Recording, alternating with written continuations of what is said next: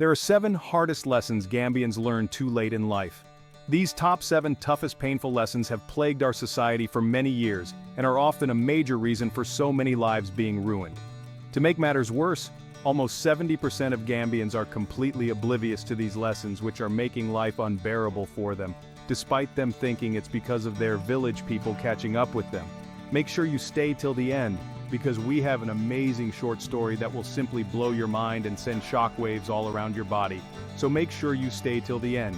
Here are the top 7 hardest lessons Gambians learn too late in life. Let's dive right in.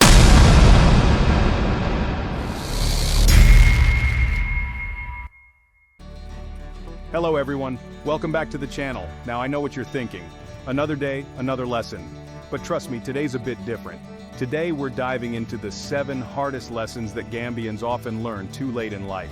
And look, these aren't your grandma's proverbs about fetching water with a leaking calabash. These insights are crucial for not just personal growth, but also for making informed decisions that shape our futures. So buckle up, grab your attire, and make sure you stay till the end, because this will either make you or break you. Let's get into it. The first hardest lesson Gambians learn too late in life is not taking politics seriously. Let's be real, folks. Politics can be messy. It's easier to just bury our heads in the sand, sip our attaya, and pretend it doesn't affect us. But here's the thing. Politics is like that annoying neighbor who blasts loud music at 3 a.m. You can ignore it for a while, but eventually it's going to affect your peace. Therefore, it should be taken seriously, or else it will come and hurt you in the future. In the Gambia, a large majority of Gambians don't take politics seriously, as they only perceive it as just a mere celebration.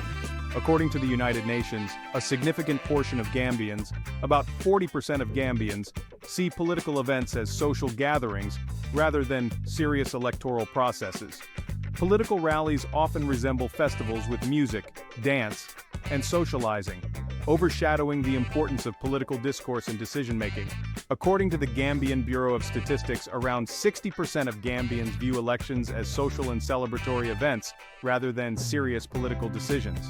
This cultural perspective further diminishes the focus on candidates' qualifications and policies. Clearly, this is not how to take politics seriously.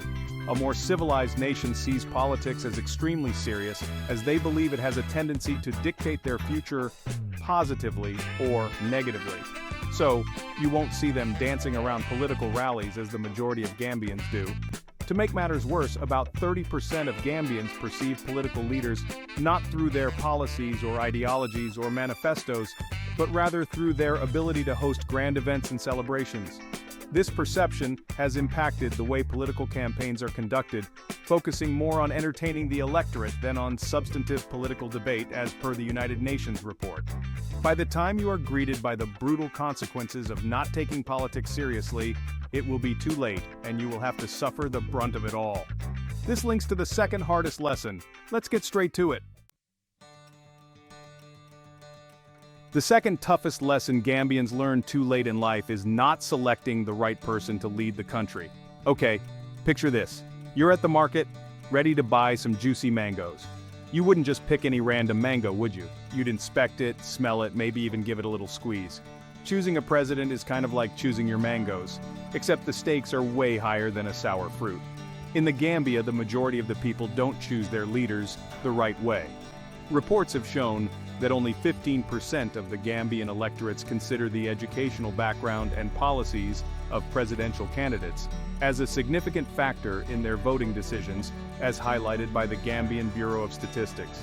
This highlights a general lack of emphasis on qualifications, merits, or policies, leading to poor decision-making. Are you shocked by this? Well, wait until you hear the next one. According to the World Bank, about 68% of Gambians are influenced by tribal affiliations when choosing their presidential candidates. This trend shows that many voters prioritize tribal loyalty over the candidate's qualifications or policy positions. Now hold on a minute, are you guys thinking what I am thinking? Could this be the reason why the Gambian people voted for Adama Barrow despite himself saying that he is illiterate and doesn't know how to run the country on a live television broadcast? Comment down below. Now, someone who doesn't know how to run the country is running the Gambia, just as the 68% of Gambians who voted along tribal lines anticipated. Would you say this is a hard lesson for Gambians because more and more people are falling into poverty, with 25,000 people falling below the poverty line in 2023 alone, as per the World Bank economic report? Would you say this is a hard lesson for Gambians learned too late and now they have to wait till another election? Comment down below. Now I know I promised a short story at the beginning of this video that will simply leave you shocked and astonished. But first, let's quickly run through the remaining lessons, and then we will bring you the amazing story that will make you go, wow. Now let's quickly jump into the third lesson. The third hardest lesson Gambians learn too late in life is a man getting married despite not being able to provide for himself. Now look, this can be doable if the girl you want to marry is financially independent, which is rarely the case in the Gambia, as husbands are liable to take full responsibility of the wife upon marriage. Love is that magical feeling that makes the world go round. It's the stuff of dreams, the inspiration for countless songs, poems, and stories. When you're in love, everything seems possible. The future looks bright, and you feel like you can conquer any challenge that comes your way. But love, as wonderful as it is, has its limitations. But you know what they say, love don't pay the bills. It's a harsh reality that many couples face. The excitement of being together can quickly be overshadowed by the stress of financial responsibilities. When the bills start piling up and the money isn't coming in as expected, the strain can take a toll on even the strongest relationships. It's a sobering reminder that love alone isn't enough to sustain a household. In Gambia, we've all seen it. Young couples rushing to the altar, hearts full of hope, but wallets thinner than a politician's promise. About 70% of married couples have little to no savings, making them vulnerable to financial shocks and unable to provide adequately for their families, as highlighted by the Central Bank of the Gambia's Financial Inclusion Survey. The joy of starting a new life together can sometimes blind couples to the practicalities of financial planning. They may believe that their love will see them through any hardship, but without a solid financial foundation, they may find themselves struggling to make ends meet. Marriage is important to us Muslims, but if you can't provide for yourself, then how can you provide for two people, yourself and your wife? You will keep on running to people for assistance, which will make people look down on you. To make matters worse, you will not know how hard this is until after having children. That's the time the reality will start sinking in, which is just going to be too late. To your utter disbelief, around 60% of married couples in the Gambia rely on informal financial support systems, such as remittances from relatives abroad or local community support, as per the World Bank Economic Update report. If these supports are cut off, life will become inhabitable. This is the perfect time when you will start blaming other people for not supporting you, as if it's their responsibility to feed you and your family in the first place. The fourth hardest lesson Gambians learn too late in life is leaving everything in the hands of God. This is rightly so, and it is how it is meant to be, but with effort. Now looks, faith is a beautiful thing. It gives us hope, strength, and a sense of purpose in life. But here's the thing about faith. It's not a magic wand. You can't just pray for a better life and expect it to fall into your lap. God says He will not change the condition of a believer until he or she puts up efforts to change his or her situation in the first place. This is a Quranic verse. Instead of working hard and then leaving everything in the hands of God, they do quite the opposite. They leave everything in the hands of God with little to no emphasis on putting forward adequate effort. Faith without action is like a car without fuel. It's not going to get you very far. Despite the strong Islamic teachings that encourage hard work and effort along with faith, approximately 55% of Gambians rely predominantly on prayers and divine intervention to solve personal and community problems, often neglecting practical measures as per the United Nations survey. This is simply crazy. In most cases, these people are the ones who often say God is not fair if nothing seems to be going their way. Should they blame themselves for their misfortunes? Comment down below. So keep believing, keep praying, but also keep hustling and putting forward adequate effort. If not, you will go nowhere. Before you know it, age will be out of your side and it's going to be too late. The fifth hardest lesson Gambians learn too late in life is that obedience is often a wrong choice. Growing up in Gambia, we're often taught to respect our elders, to obey authority figures without question. And while respect is crucial, blind obedience can be dangerous. When we stop questioning, when we blindly follow without thinking for ourselves, we become vulnerable to manipulation and exploitation. Whether it's a corrupt official, a manipulative friend, or even misleading information online, it's crucial to develop critical thinking skills. Don't just accept everything you're told at face value. Ask questions, challenge assumptions, and form your own informed opinions. In the Gambia, many people often follow orders blindly without much care or constructive knowledge, and before they realize it, it's too late.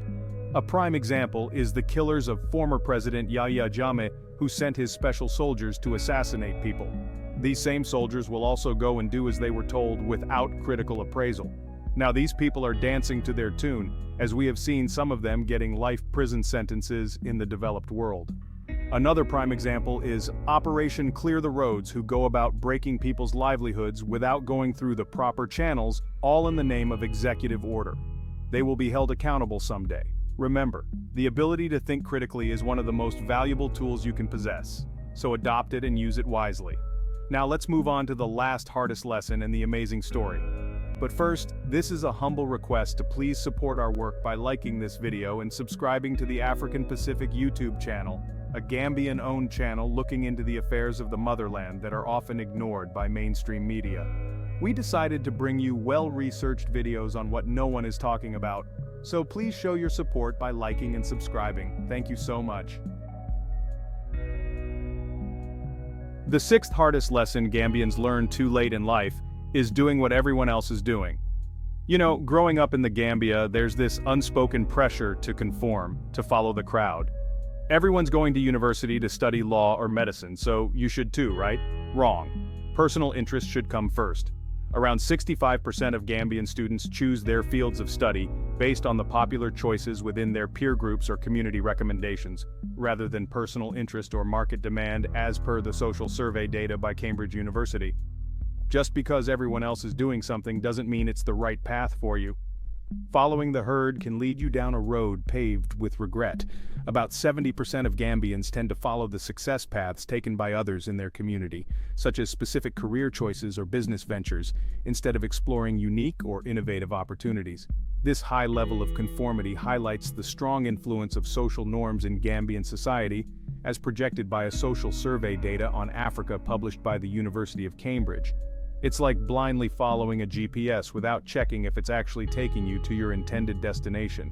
Embrace your individuality, your unique talents and passions.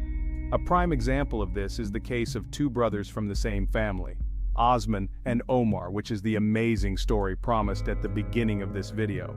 Now let's go straight to the wonderful story, which is going to be lesson number 7. But first, this is a polite reminder to please like this video and subscribe to the African Pacific YouTube channel. Thank you so much. Much appreciated. Now on to the story of Osman and Omar. They are two young, vibrant brothers living with their parents in the Gambia.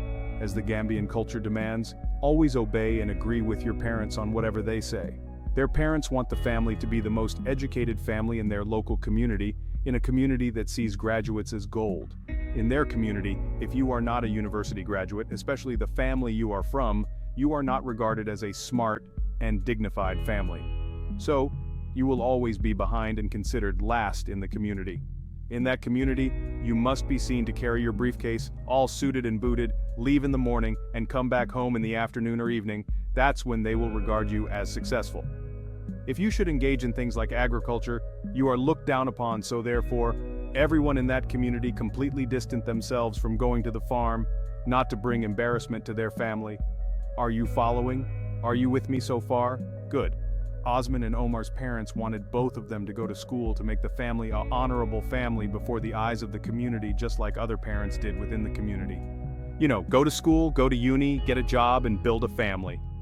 Osman bought into that idea as he always wanted to make her parents proud. Omar, on the other hand, is pretty stubborn. He just likes doing things he feels like doing, and he is often regarded in the community as someone who won't do well in life because he doesn't usually like following the footsteps of others in the community.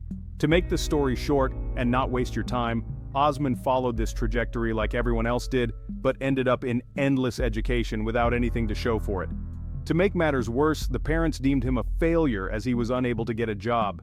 Despite all the education he's had, he just doesn't seem to make something meaningful out of it. However, stubborn Omar, on the other hand, believes in education to get clued up, but he doesn't believe too much of education or even going to university to work for someone else.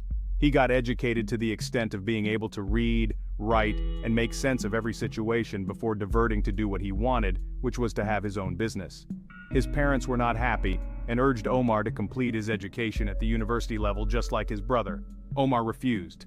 His parents asked him, "What are you going to do then now that you refuse to go to university like your brother Osman?" Omar said he wanted to go into agriculture, and that was how he was sent out of the family house, as the parents thought he would bring shame into the family. Omar, being the stubborn Omar, left the house and went to stay with a friend where he started pursuing his interest. Omar did what everyone was shying away from. He went to Senegal where he started his agro business. After just 3 years of struggling, he hit the jackpot and now making millions each year. The stubborn Omar came back to the Gambia to his family house with a very Porsche vehicle, only for the parents to turn their faces in utter shame. That was how Omar took his entire family out of poverty for good. Osman, on the other hand, ended up working as a security officer despite his PhD. Crazy story, right? Comment down below on what you learned from this story. The bottom line is this: if you want to make it big in life, do what everyone is not doing or shying away from, just like the stubborn Omar did. It only takes a confident and stubborn individual to be like Omar. Omars are always stubborn, aren't they? Share your thoughts in the comment section below. Please don't forget to like, share, and subscribe. Thanks for watching. Stay safe, act wisely.